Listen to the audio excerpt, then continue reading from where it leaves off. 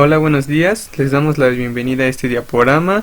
Somos alumnos del 6LM2 pertenecientes a la carrera de técnico laboratoristas clínicos del CECI 16 Hidalgo del IPN.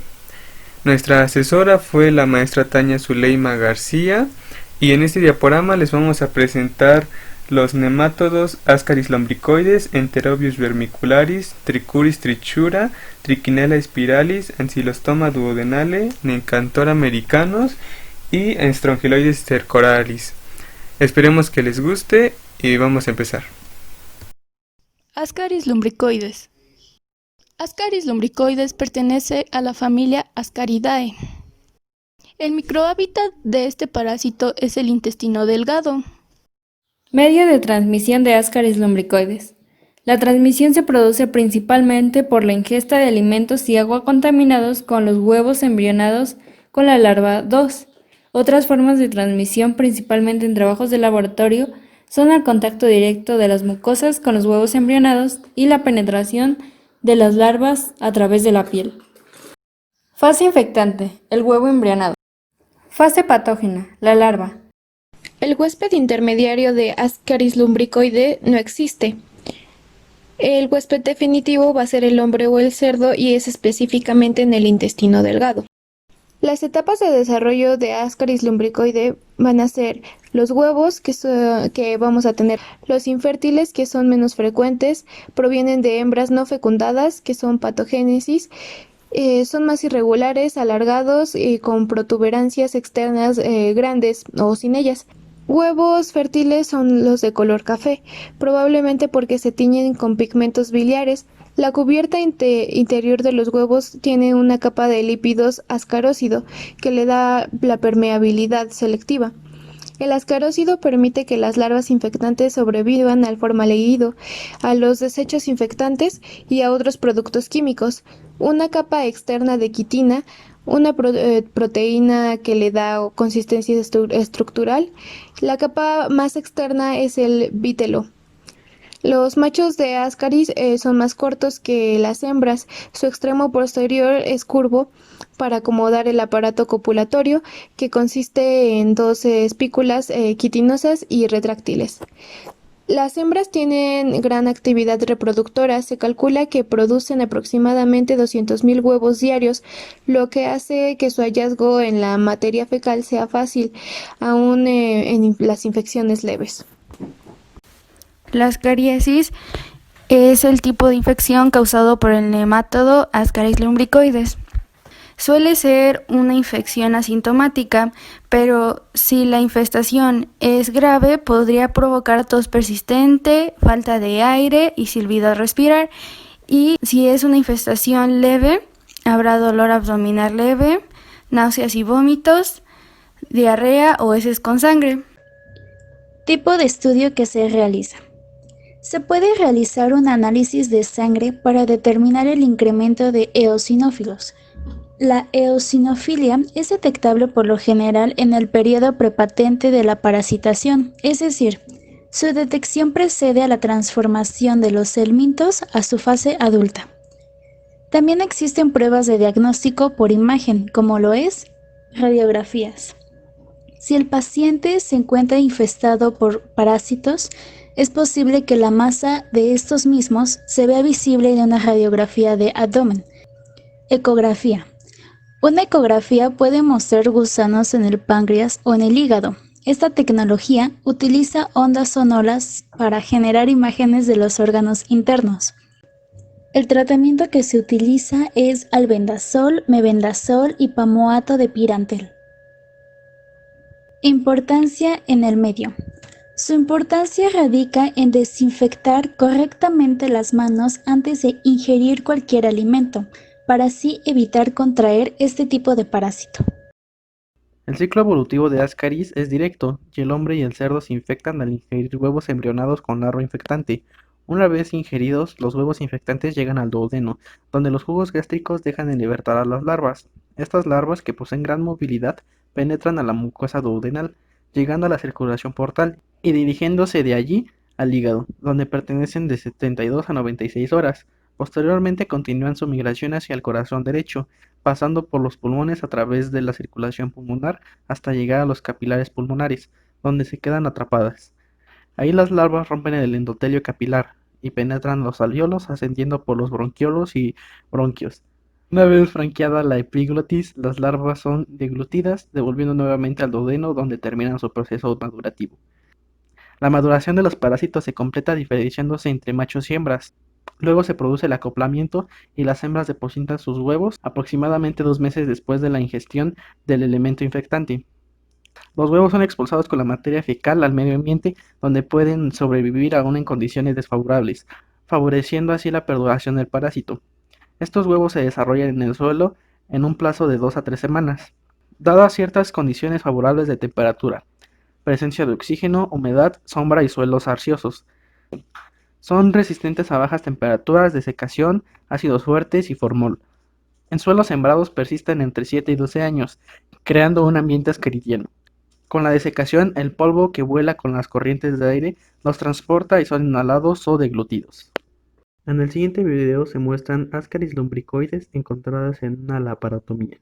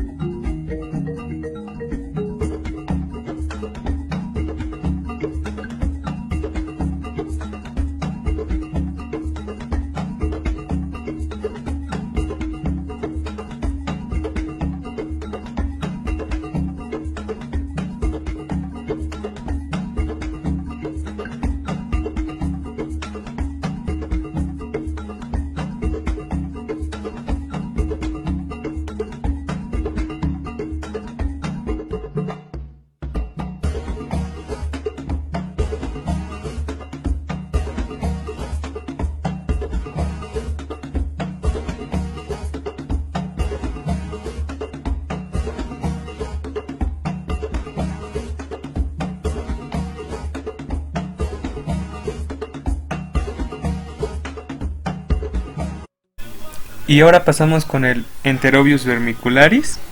Este es otro nemátodo. Es un pequeño nemátodo que parasita al hombre, conocido popularmente como oxiuro, y causa la enfermedad intestinal enterobiasis u oxyoriasis. Este parásito pertenece al reino Animalia, a la familia Oxuridae y al género Enterobius. Su microhábitat es el intestino grueso, aunque también puede estar en alimentos contaminados o en el ano del niño después o cuando defeca. El medio de transmisión es mediante la ingesta de huevos embrionados de Enterobius vermicularis. Ojo que tienen que estar embrionados, si no es así, no es capaz de generar la enfermedad. Además, es muy común infectarse de oxyuriasis al ingerir comida que esté contaminada, ya que pudo haber sido regada con aguas negras, y de igual forma al tener contacto con ropa de cama que contengan estos huevecillos. La fase infectante son los huevos embrionados, y como ya antes lo mencioné, tienen que estar embrionados para poder causar la enfermedad enterobiasis. Mientras que la fase patógena es la forma larval de la hembra o el macho. Y ahora el huésped intermediario. Como tal, no existe un huésped intermediario. Sin embargo, para que este parásito pueda infectar a su hospedador definitivo, es necesario de un alimento contaminado o por medio de las heces. Y el huésped definitivo es el ser humano. Y pasamos a la sección de morfología. Tal como lo menciona Marco Becerril Flores, Óscar Vázquez e Ignacio Martínez en su libro Parasitología médica, el huevo es ovoide y tiene apariencia plana en uno de sus lados. Su longitud varía entre 50 y 60 micrómetros y 20 a 30 micrómetros de ancho. En su interior se forma una larva 6 horas después de su expulsión.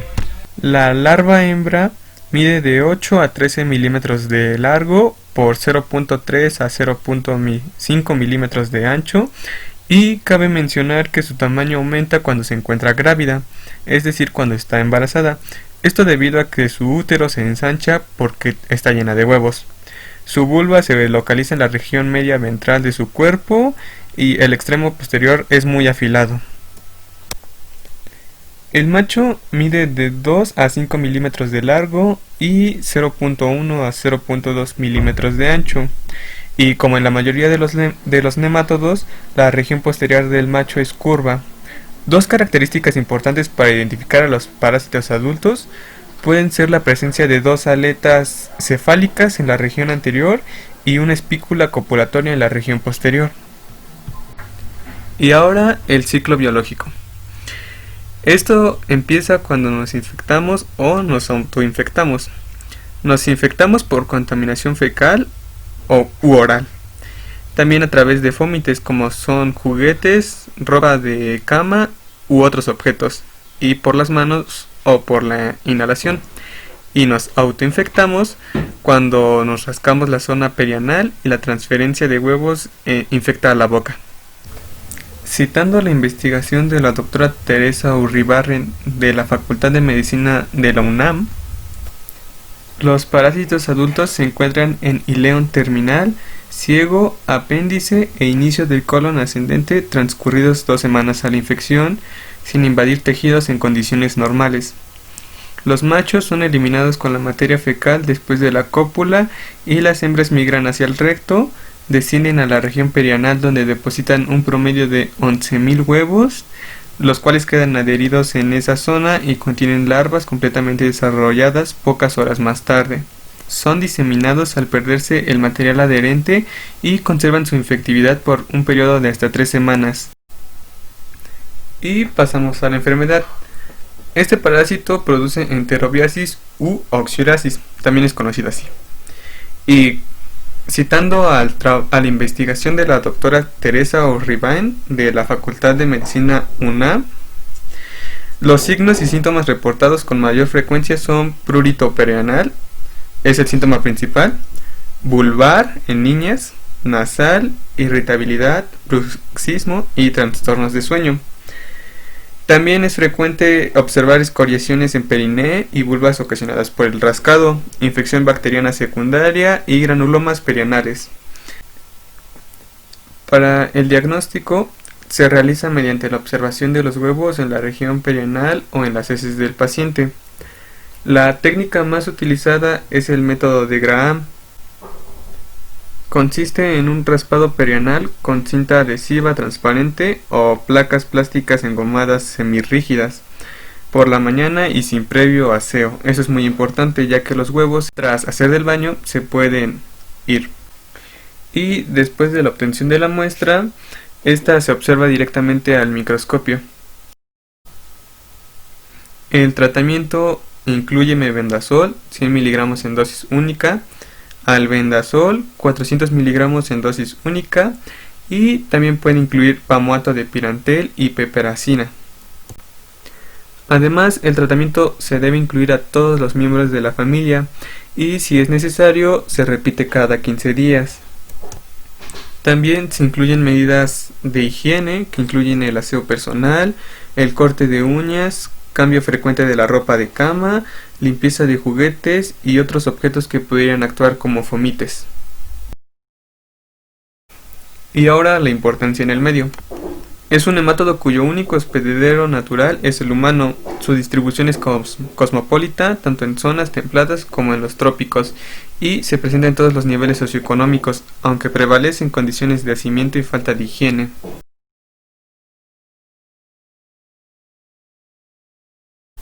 Y ahora mostraremos un pequeño caso del Hospital Distrital Pico Truncado de apendicectomía causada por Enterobius vermicularis.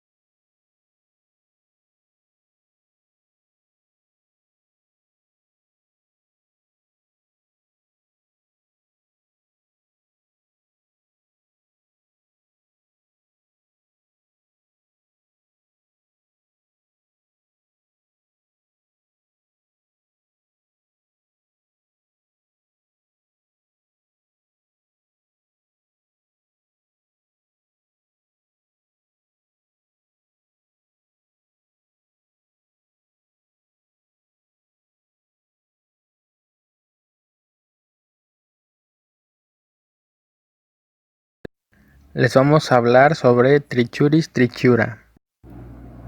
El microhábitat de este parásito es el ciego en el intestino grueso. Pertenece a la familia Trichinellidae. El medio de transmisión o contagio es de manera fecal u oral. La fase infectante es el huevo embrionario del parásito, o sea, de la Trichuris trichura. La fase patógena es la larva, hembra o macho de Trichuris trichura. El huésped intermediario de este parásito no existe, y el huésped definitivo es el ser humano. Ciclo biológico. Solo si hay una carga parasitaria elevada, presentan dolor abdominal y diarrea sanguinolenta. Si existe una gran infección sin fiebre, las parasitaciones son muy graves, pueden provocar hemorragias intestinales, anemias, pérdida de peso y apendicitis. Ocasionalmente se produce prolapso rectal, especialmente en los niños o las mujeres durante el trabajo de parto. El parásito puede sobrevivir en los humanos durante 5 años. Etapas de desarrollo. 1. Se encuentra en el suelo o alimentos la larva. 2. Deposita los huevos en el ser humano. 3. El huevo es embrionado en el tubo gastrointestinal. 4. La larva es incubada en el intestino. 5. Después de penetrar se incuba en el moco. 6. Los adultos se encuentran ya en el ciego. Enfermedad causada por Trichuris trichura. El nombre de esta enfermedad es la tricuriasis. La tricuriasis es una enfermedad parasitaria causada por infestación del intestino grueso o la mucosa superficial por un parásito llamado Trichuris trichura. La tricuriasis es una enfermedad comúnmente mundial, en especial en países con climas cálidos y húmedos. Los niños son los más afectados. Signos y síntomas. Las infecciones leves por Trichuris suelen ser asintomáticas. Los pacientes con infecciones graves pueden tener dolor abdominal, anorexia y diarrea. La pérdida de peso, la anemia y el prolapso rectal pueden ocurrir en particular en los niños. Pruebas de diagnóstico. La tricuriasis intestinal se diagnostica mediante la detección de huevos de Trichuris en las heces fecales. Los huevos son ovales, de color marrón amarillento y de cáscara gruesa, y tienen 2 tapones polares. Los casos de larvas migran son muy poco frecuentes y no existe un procedimiento de diagnóstico estándar. Tratamiento. Comúnmente se usa mebendazol, albendazol o ivermectina. Se recomienda la administración de 100 miligramos de mebendazol 2 veces al día, por vía oral durante 3 días. En programas masivos de tratamiento se ha usado una sola dosis de 500 miligramos de mebendazol. La importancia en nuestro medio es que la distribución mundial se encuentra principalmente en los trópicos y subtrópicos, especialmente con faltas de medidas sanitarias, afecta principalmente a los niños. Ciclo biológico. 1. Los huevos embrionados se eliminan por las heces fecales. 2. En el suelo, los huevos se desarrollan en 2 estadios. 3. Las células siguen dividiéndose, estadio de división avanzada. 4. Los huevos embrionados se vuelven infecciosos en de 15 a 30 días. Pueden ser ingeridos cuando las manos y la comida se contaminan con heces o tierra que contenga huevos. 5. Los huevos eclosionan en el intestino delgado y liberan las larvas. 6. Las larvas maduran y se establecen como adultos en el ciego y en el colon ascendente. En el siguiente video podemos observar una microscopía del barrido de la porción anterior de Trichuris trichura enclavada dentro de la mucosa fecal humana.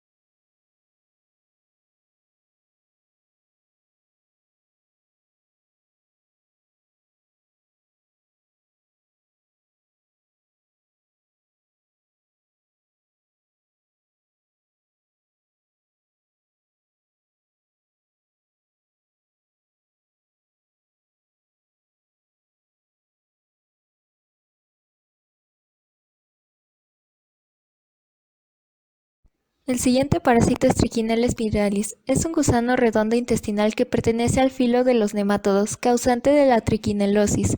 Su descubrimiento se debe a James Paget, estudiante de medicina en el Hospital de San Bartolomé en Londres. Él observó el parásito en el músculo del diafragma de un albañil italiano de 51 años que había muerto de tuberculosis, y el zoólogo británico Richard Owen en el año de 1835 estudió porciones de músculo del caso de Paget y le dio el nombre de Trichinella spiralis, y el cual se ha reportado en casi todo el mundo con una prevalencia alta en Europa, Asia y América del Sur.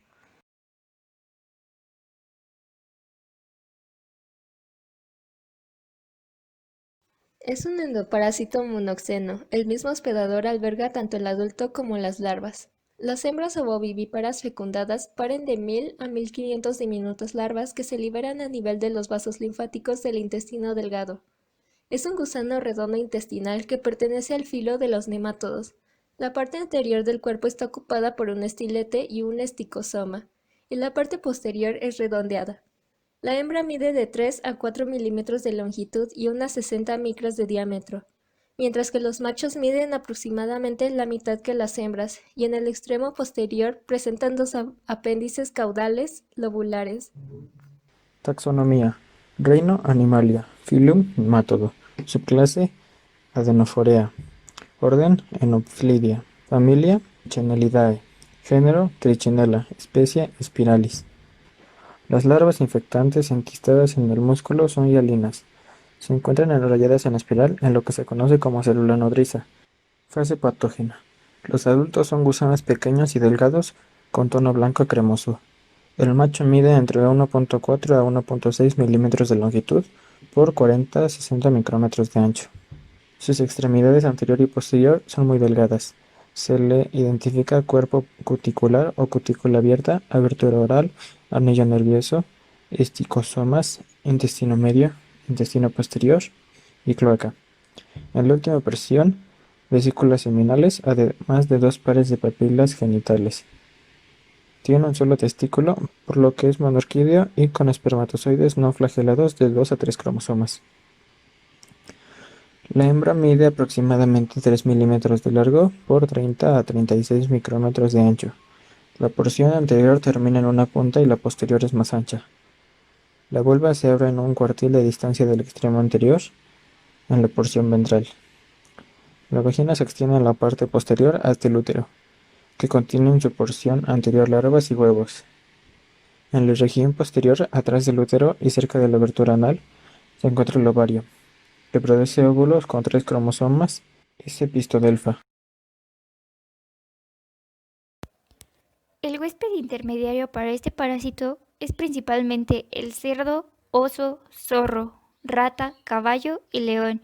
El huésped definitivo vienen siendo los humanos. Y finalmente el medio de transmisión se da por la ingesta de carne mal cocida o bien cruda, los cuales ya están contaminados por los quistes de este parásito.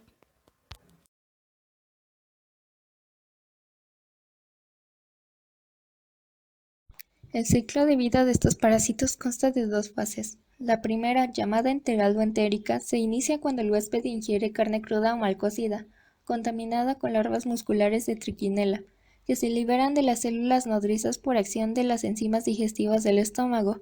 Una vez libres en el tracto intestinal, las larvas musculares sufren 4 mudas en un periodo de aproximadamente 30 horas y se desarrollan en hembras y machos adultos. Estos copulan y las hembras fecundadas producen y liberan larvas recién nacidas. Las larvas poseen un estilete anterior en su cavidad bucal, el cual utilizan para penetrar en la pared del intestino del hospedero y distribuirse a otros tejidos, ya sea a través de la corriente sanguínea o del sistema linfático. Esto da lugar a la segunda fase del ciclo de vida, la fase sistémica. Las larvas pueden ocasionar daños graves si llega al sistema nervioso central o al corazón. No obstante, tienen mayor afinidad por establecerse en el músculo esquelético.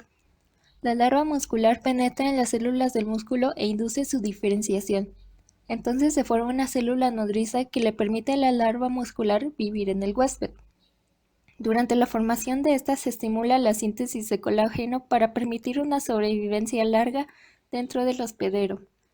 La célula nodriza modula las funciones del tejido muscular del hospedero, y permite al parásito adquirir nutrientes y exportar desechos mediante una red de vénulas. La formación de la célula nodriza en el músculo esquelético del hospedero ocurre durante los primeros 20 días después de la infección con las larvas musculares. Una vez formada, su desarrollo completo requiere 14 días más, y al final de este periodo los parásitos son infectivos. Si en este plazo el ser humano ingiere la carne del hospedero, como en el caso de la carne de cerdo o de caballo, se produce la parasitosis. En el ciclo de Trichinella se distinguen sucesivas fases con morfología diferenciada, tales como las larvas musculares con su quiste y célula nodriza, preadultos y adultos intestinales y embriones circulantes. Larva muscular. La digestión pépsica libera la larva enquistada. Esta es una fase avanzada de larva de primer estado, con esticosma que ocupa las 2/3 partes anteriores, y gónada e intestino en el tercio posterior. El histocosma, formado por una sucesión de células que actúan como glándulas unicelulares, tiene 3 tipos diferentes de células responsables de excreciones antigénicas. Se distinguen los sexos en este estado, y el macho se diferencia por poseer un primordio genital con células indiferenciadas, una larga cloaca y con frecuencia un asa intestinal al cruzarse el intestino y la gónada. La hembra posee el primordio genital de células diferenciadas, recto, corto y la gónada y el intestino en paralelo, sin cruzarse. Cabe mencionar que este estado larvario es el que inicia con el ciclo biológico. Tras estas características se diferencia en macho o hembra adulta. El macho mide 1.5 milímetros de longitud. Su esticosma ocupa las 2/3 partes anteriores del cuerpo. El testículo tiene primero un tramo ascendente, luego descendente y forma el conducto deferente, cuya última porción termina en el recto cloacal, que se vagina a modo de campana copuladora. En el extremo posterior posee 2 prominencias lateroventrales, posibles auxiliares de la cópula, y entre ellas 2 pares de papilas. La hembra tiene el doble del tamaño que el macho. Su esófago, tras una primera porción muscular, se continúa con la columna apretada de células glandulares y esticocitos que forman el esticosoma. Este ocupa el tercio corporal anterior, y a su través va el tubo capilar esofágico. La vulva se abre a través de la altura de la mitad del esticosoma. El útero presenta huevos en su porción posterior y embriones en la anterior. Cabe mencionar que aunque no hay un trofosoma o saco de incubación formado por el útero y el intestino, toda la porción media y anterior detrás del esticosoma se encuentra repleta de embriones dirigidos hacia el poro genital. El tiempo de permanencia de los adultos, sea macho o hembra, y su fecundidad dependen de varios factores, tales como la especie de Trichinella, la cepa, el estado endocrino e inmunitario del hospedador, y su capacidad de respuesta inmunitaria, y especialmente la especie hospedadora. Los embriones, o larvas recién nacidas, de solo unos 100 a 150 por 9 a 10 micras de tamaño, están provistas de un estilete bucal. Penetran en los capilares linfáticos y en menor medida en los portales, y son arrastrados así por la circulación en busca de su albergue en el tejido muscular estriado.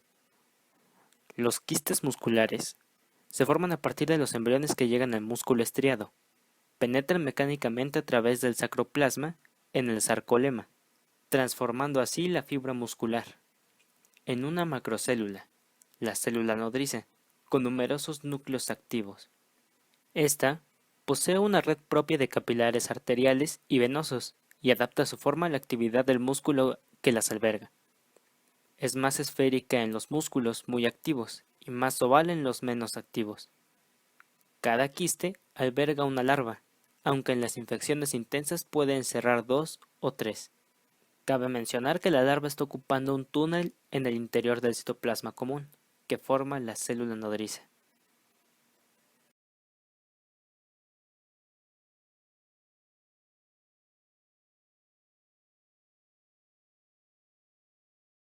La triquinelosis es una parasitosis zoonótica, causada por nemátodos del género Trichinella, con adultos localizados en el intestino delgado del huésped y larvas tisulares.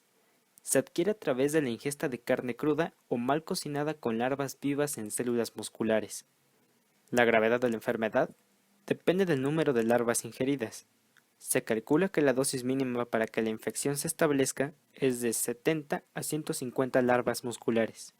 La infección intestinal se asocia a infiltrados masivos en submucosa, atrofia de microvellosidades, hiperplasia de criptas, células de Paneth y células caliciformes. Las infecciones leves suelen ser asintomáticas o cursar con datos inespecíficos. Los signos clínicos de la enfermedad persisten durante 4 a 6 meses y de manera muy rara hasta por 2 años. Esta enfermedad puede cursar de forma leve o grave en función del número de quistes ingeridos. Al principio, la fase intestinal se manifiesta con fiebre acompañada de síntomas intestinales como inflamación del intestino, gastroenteritis con dolor, náuseas, diarrea o estreñimiento y vómitos. Después, en la fase muscular, aparecen síntomas como fiebre elevada, edema periorbital, facial, edema en extremidades en casos severos, mialgias, cefalea, erupciones cutáneas, eosinofilia, hemorragias conjuntivales y subunguales. Finalmente, en la fase crónica se reduce la fiebre, pero los síntomas musculares y la fatiga pueden persistir. En los ancianos, en las personas con mucha carga del parásito o en las personas con un diagnóstico tardío, pueden aparecer complicaciones neurológicas o cardíacas que conduzcan a la muerte debido a la penetración de las larvas en el sistema nervioso o en el músculo cardíaco. El diagnóstico para el parásito Trichinella spiralis se basa en los signos y síntomas clásicos, tales como hinchazón alrededor de los ojos, inflamación muscular y fiebre. Para confirmar el diagnóstico se puede hacer un análisis sanguíneo o una biopsia muscular.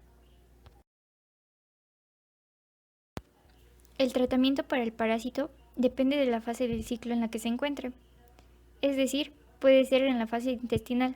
Para estos casos se utiliza mebendazol o albendazol. En el caso de que ya se encuentre en forma larvaria, se recomienda el uso de albendazol durante 6 días. La importancia de nuestro medio de dicho parásito es que la mayoría de personas en el mundo tienden a estar infectadas con parásitos de este género. Esto regularmente sucede en países en donde las condiciones socioeconómicas y de mala higiene favorecen la transmisión. En algunos de estos países tienden a ingerir la carne semicruda, lo cual favorece la prevalencia de esta enfermedad. Ancylostoma duodenale. Pertenece a la familia de Ancylostomatidae. Puede transferirse a través del contacto directo de la piel con suelo contaminado o por ingestión accidental de larvas presentes en el entorno. Solamente 5 minutos de contacto directo de la piel con el suelo contaminado es suficiente para que la larva penetre en el suelo. La larva pasa a través del estómago y se aloja en el intestino delgado, donde irá a madurar hasta la forma adulta del gusano. Su fase infectante es la larva filiforme de tercer estadio. Son delgadas con un extremo posterior puntiagudo y una cavidad bucal con un tamaño de 50 micrómetros de largo. En cambio, la patógena, la larva adulta, con medidas de 1 a 7 milímetros de largo en machos y en hembras de 9 a 15 milímetros, siendo largo y grueso en forma de C. Y una boca con 2 dientes filosos, incluso cocolatriz con prolongaciones. Sus huéspedes son el intermediario, el cual no existe, no lo tiene. Y por el otro lado tenemos el huésped definitivo, el cual es humano, entre también otros mamíferos. Los huevos se excretan en las heces. Se libera la larva rhabdiforme que crece en las heces o en la tierra y después de 5 a 10 días se convierte en la larva filariforme y es infectante. Al contacto con el humano, la larva penetra en la piel y a través de las venas llega al corazón y los pulmones. Penetra a los alvéolos pulmonares, al árbol bronquial ascendente y a la faringe donde es deglutida. Las larvas llegan al intestino delgado donde residen hasta llegar al estadio adulto. Los gusanos adultos se adhieren a la pared del intestino delgado con pérdida sanguínea del hospedador. Es predominantemente gastrointestinal. Antes de que el gusano llegue a los intestinos, los síntomas son sutiles. En el local de penetración del gusano, en la piel se forma una reacción inflamatoria. El paciente puede presentar náuseas, vómitos, diarrea, fatiga, aumento de gases y la primera infección es generalmente la más sintomática.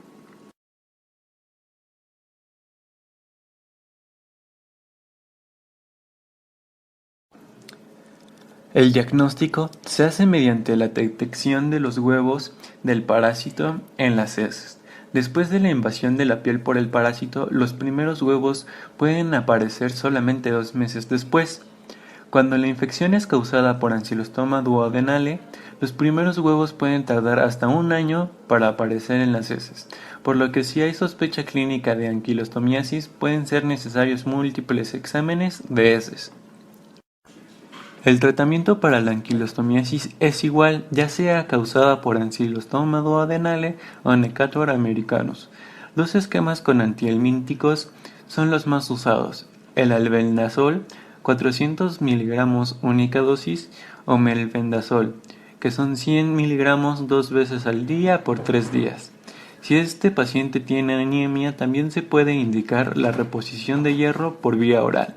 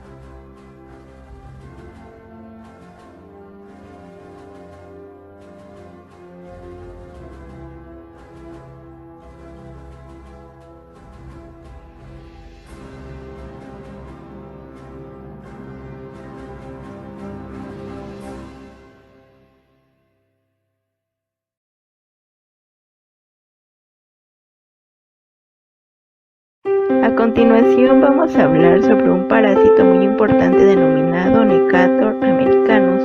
Acompáñenos. El microhábitat de este parásito es primeramente en la epidermis del ser humano, ya que es por ahí por donde entra, y después es el intestino delgado, ya que es ahí donde se queda y donde se desarrolla hasta convertirse en un adulto. La familia a la que pertenece el Necator americanus es Ancylostomatidae. Hablando del medio de transmisión de este parásito, hay 2 maneras por la cual se puede dar. Uno es por el contacto a la piel. Esto se da cuando el suelo está contaminado con larvas filariformes, y estas al pisar generalmente se da con los pies, ya que se pisa en el suelo descalzos y esta entra dentro a través de los pies. O la otra manera es por medio de que las manos estén contaminadas o sucias con esta larva y bueno, se introduzcan en la boca y de ahí lleguen hasta el intestino. La fase infectante de este parásito es la larva filiforme de tercer estadio L3 de Necator americanus, y la fase patógena es la larva adulta de Necator americanus. Este tipo de parásito no tiene huésped intermediario, mientras que el huésped definitivo es el ser humano. El ciclo biológico de Necator americanus es el siguiente. Primero, los huevos son transmitidos por las heces y son depositados en la tierra. con características de humedad y tibio. Luego, las larvas eclosionan en 1 o 2 días. Como paso número 2 tenemos que los huevos liberan larvas raptiformes que crecen en las heces o en el suelo. Después de 5 a 10 días, las larvas se vuelven infecciosas. Después tenemos que cuando entran en contacto con el huésped humano, penetran la piel y llegan al corazón, luego a los pulmones, después atraviesan el torrente sanguíneo, penetran los alvéolos pulmonares y ascienden por el árbol bronquial hacia la faringe, donde son deglutidos. Después regresan nuevamente al intestino delgado, donde maduran los parásitos adultos y viven en la luz del intestino. Se adhieren a la pared intestinal, se alimentan de la sangre. Esto produce pérdida de sangre en el huésped, produciendo anemia, y nuevamente producen huevos. Las etapas de desarrollo de Necator americanus son el huevo, que se encuentran en las heces fecales. Estas eclosionan en tierra y son liberadas en forma de larvas raptiformes. Después tenemos a las larvas y finalmente tenemos la larva adulta o gusano, que se adhiere y madura en las mucosas del intestino delgado. La enfermedad que causa Necantor americanus es anquilostomosis o necatoriasis, quienes afectan pulmones e intestino delgado. Signos y síntomas. Generalmente los pacientes no presentan síntomas una vez que el parásito ha penetrado al intestino, pero de ser así, algunos síntomas podrían ser molestia abdominal, tos, diarrea, fatiga, fiebre, gases, erupciones, pérdida de apetito, náuseas, vómitos y palidez. El estudio que se realiza para la localización de este parásito es el examen microscópico de heces, el cual es un diagnóstico que se basa en el hallazgo de huevos de Necator americanus en heces fecales. El tratamiento para Necantor americanus es albendazol, mebendazol o pamoato de pirantelo. Importancia en el medio. Es un nemátodo común en países en vías de desarrollo de zonas tropicales y subtropicales, con un estimado de alrededor de 700 millones de personas infectadas y unos 50 millones en la región de Latinoamérica y el Caribe. La enfermedad causada por este parásito se considera una enfermedad tropical menospreciada o descuidada, que se presenta en cualquier grupo de edad, con mayor repercusión en niños y durante el embarazo. Las condiciones ideales para que este parásito se desarrolle se encuentran en áreas rurales, cultivos de café, cocoa, caña, azúcar, cocoteros, en las que coexisten deficiencias importantes de tipo nutricional, socioeconómico y sanitario. A continuación, en el siguiente video podemos observar a un Necatus americanus en el duodeno.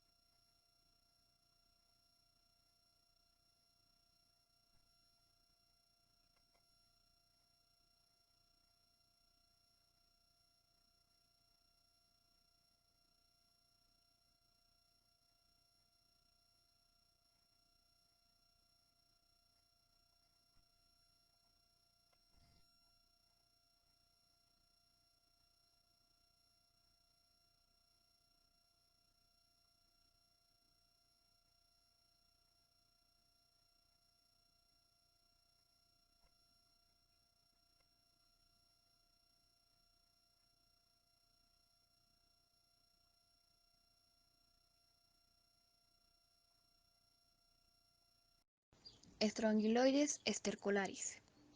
El hábitat normal de las hembras adultas es la mucosa de las criptas del intestino delgado. La oviposición tiene lugar en el epitelio glandular o incluso en la submucosa. La familia a la que pertenece es Strongyloideae. Medio de transmisión: larvas filariformes por vía cutánea. Fase infectante: larva filiforme de Strongyloides stercoralis.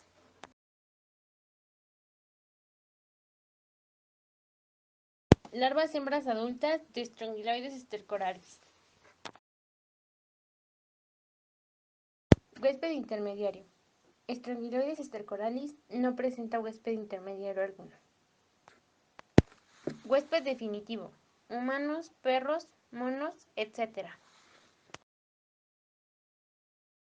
El ciclo biológico se divide en dos: de vida libre y parásito. El proceso inicia cuando la hembra se encuentra alojada en la mucosa del intestino delgado, en la primera porción del yeyuno y en el duodeno, de forma que es en el yeyuno donde ponen los huevos que eclosionarán dando lugar a la larva rhabditoide. Esta sale a la luz del intestino delgado, es arrastrada y eliminada al exterior mediante las heces, o puede ser que las larvas rhabditoides muden en el propio intestino a las larvas del segundo estadio, y eso a su vez se transforma en larvas filariformes, que sería la forma infectante. Si la larva del primer estadio sale al exterior en las heces, la nueva muda hasta convertirse en larvas filariforme, la cual al entrar en contacto con la piel penetra y asciende por vía sanguínea hasta los pulmones y de aquí pasa a la faringe, que mediante la deglución pasará al intestino. Será por tanto en el intestino donde se desarrollará la hembra partenogénica, que será la que vuelva a comenzar el ciclo. Pero por otro lado puede ser que a partir de las larvas del primer estadio eliminadas con las heces se originen las larvas del segundo estadio y las larvas del tercero, las cuales en el exterior del organismo madurarán hasta convertirse en macho y hembras de vida libre.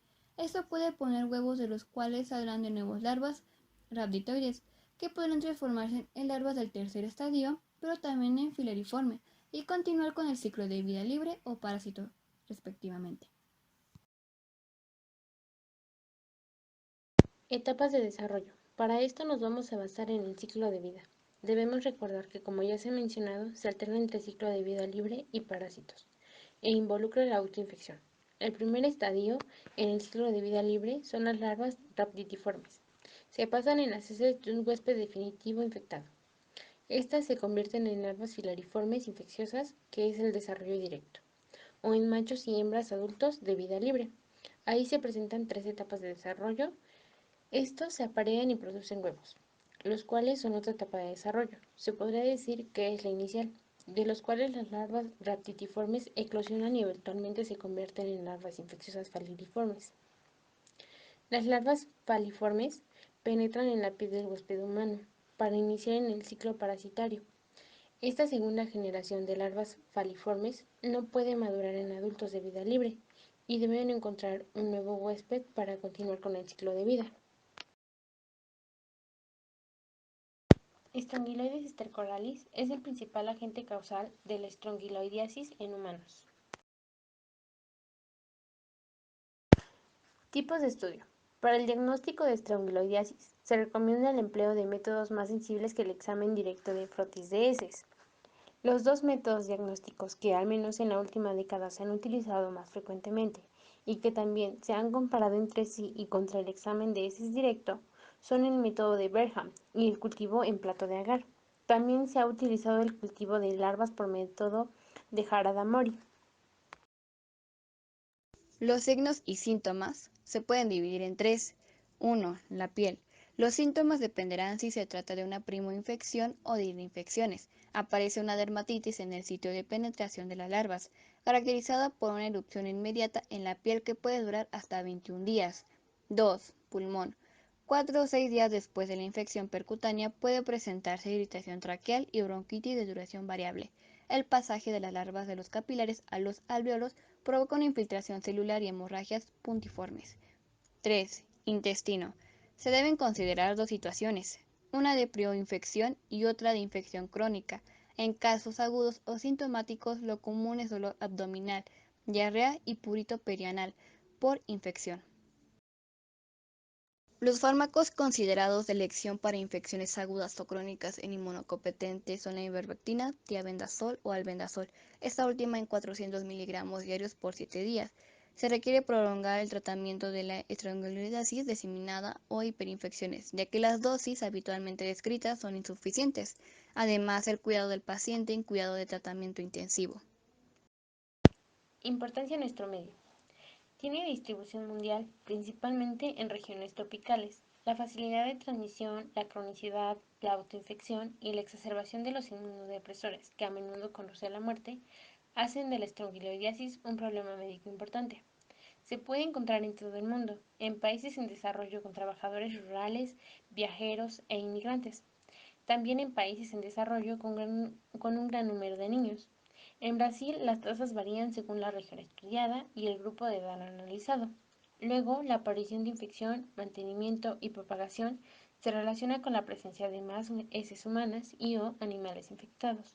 La presencia de larvas al sol, condiciones ambientales favorables, condiciones sanitarias inadecuadas, hábitos de higiene inadecuados, uso de calzado, etc.